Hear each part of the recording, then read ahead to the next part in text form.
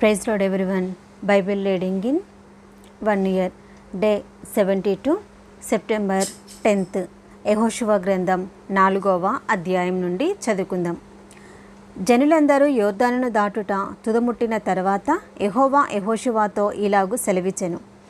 ప్రతి గోత్రమునకు ఒక్కొక్క మనుషుని చొప్పున 12 మనుషులను ఏర్పరచి యాజకుల కాళ్ళు నిలిచిన స్థలమున యోర్దాను నడుమ నుండి 12 రాళ్లను తీసి వాటిని యువతలకు తెచ్చి మీరు ఈ రాత్రి బస చేయి చోట వాటిని నిలవపెట్టుడని వారికి ఆజ్ఞాపించుము. కావున యెహోషువ ఇశ్రాయేలుల సిద్ధపరిచిన 12 మనుషులను అనగా ప్రతి గోత్రమునకు ఒక్కొక్క మనిషిని పిలిపించి వారితో ఇట్లా నేను యోర్దాను నడుమనున్న మీ దేవుడైన యెహోవా మందసమునెదుట దాటిపోయి ఇశ్రాయేలు గోత్రంలో లెక్క చొప్పున ప్రతివాడును ఒక్కొక్క రాతిని తన భుజము మీద పెట్టుకొని తేవలెను. ఇక మీదట మీ కుమారులు ఈ రాళ్ళెందుకని అడుగునప్పుడు మీరు యెహోవా మందసమునెదుట యోర్దాను నీళ్లు ఏకరాశిగా ఆపబడెను. అది యోర్దానును దాటుచుండగా యోర్దాను నీళ్లు ఆపబడెను కనుక ఈ రాళ్ళు చిరకాలము వరకు ఇశ్రాయేలుకు జ్ఞాపకార్థంగా నుండునని వారితో చెప్పవలెను. అది మీకు ఆనవాలై ఉండును, అందుకే దీన్ని చేయవలెను. యెహోషువ ఆజ్ఞాపించినట్టు ఇశ్రాయేలు చేసిరి. యెహోవా యెహోషువతో చెప్పినట్లు వారు ఇశ్రాయేలు గోత్రంలో లెక్క చొప్పున యోర్దాను నడుమ నుండి 12 రాళ్లను తీసి తాము బస చేసిన చోటికి తెచ్చి అక్కడ నిలువపెట్టిరి. అప్పుడు యెహోషువ నిబంధన మందసమును మోయు యాజకుల కాళ్ళు యోర్దానుకు నడుమ నిలిచిన చోట 12 రాళ్లను నిలువపెట్టించెను. నేటి వరకు అవి అక్కడ ఉన్నవి.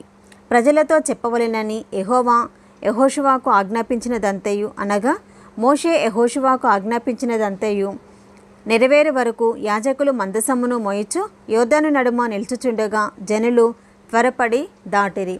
జనులందరూ దాటిన తర్వాత వారు చూచుచుండగా యెహోవా మందసము మోయు యాజకులు దాటిరి.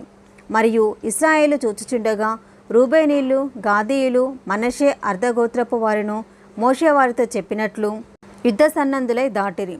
సేనలో ఇంచుమించు 40,000 మంది యుద్ధ సన్నద్ధులై యుద్ధము చేయుటకు యెహోవా సన్నిధిని యెరికో మైదానములకు దాటి వచ్చిరి.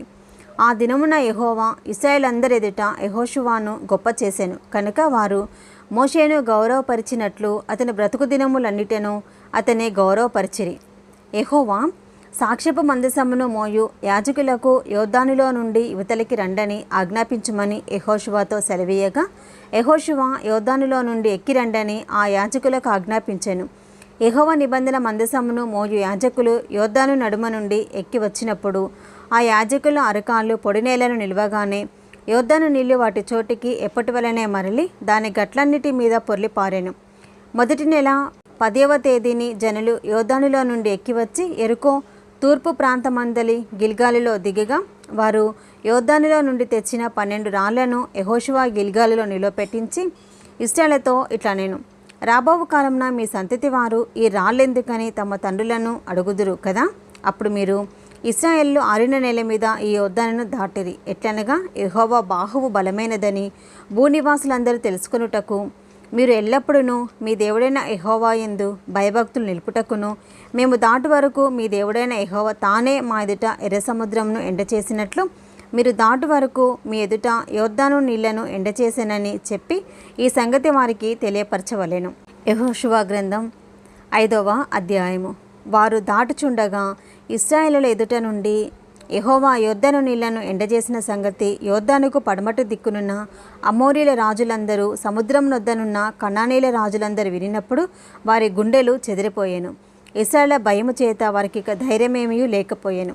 ఆ సమయంన యెహోవా రాతి కత్తులు చేయించుకొని మరలా ఇశ్రాయేలుకు సున్నతి చేయించుమని యెహోషువకు ఆజ్ఞాపింపగా యెహోషువ రాతి కత్తులు చేయించుకొని సున్నతి గిరి అను స్థలము దగ్గర ఇశ్రాయేలుకు సున్నతి చేయించెను.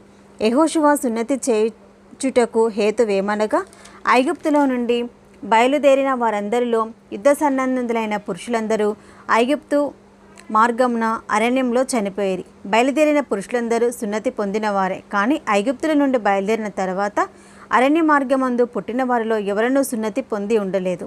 యెహోవా మనకు ఏ దేశమును ఇచ్చిదనని వారి పితరులతో ప్రమాణం చేసెనో పాలు తేనెలు ప్రవహించు ఆ దేశమును తాను వారికి చూపింపనని యెహోవా ప్రమాణం చేసి ఉండెను. కనుక ఐగుప్తుల నుండి వచ్చిన ఆ యోధులందరూ యెహోవా మాట వినకపోయినందున వారు నశించే వరకు ఇశ్రాయేలు 40 సంవత్సరములు అరణ్యంలో సంచరించుచూ వచ్చిరి.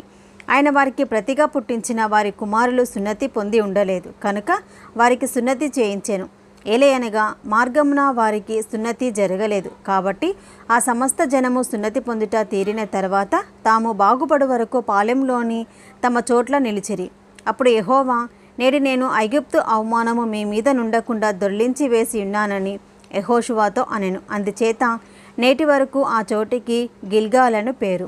ఇశ్రాయేలు గిల్గాలులో దిగి ఆ నెల 14వ తేదీని సాయంకాలంన ఎరుకో మైదానంలో పస్కా పండుగను ఆచరించిరి. పస్కా పోయిన మరునాడు వారు ఈ దేశపు పంటను తినిరి. ఆ దినమందు వారు పొంగకయు వేచబడి ఉన్న భక్ష్యములను తినిరి. మరునాడు వారు ఈ దేశపు పంటను తినుచుండగా మన్నా మానిపోయెను. అటు తర్వాత ఇశ్రాయేలుకు మన్నా దొరకకపోయెను. ఆ సంవత్సరమున వారు కనాను దేశపు పంటను తినిరి. యెహోషువ యెరికో ప్రాంతంలో ఉన్నప్పుడు అతడు కన్నులెత్తి చూడగా దూసిన కత్తి చేత పట్టుకొని ఉన్న ఒకడు అతని ఎదుట నిలిచి ఉండెను. యెహోషువ అతని వద్దకు వెళ్ళి, నీవు మా పక్షంగా ఉన్నవాడవా, మా విరోధుల పక్షంగా ఉన్నవాడవా అని అడగగా అతడు, కాదు, యెహోవా సేనాధిపతిగా నేను వచ్చి ఉన్నాను అనెను. యెహోషువ నేలమట్టుకు సాగిలపడి నమస్కారం చేసి, నా ఏలినవాడు తన దాసునికి సెలవిచ్చినదేమని అడిగాను.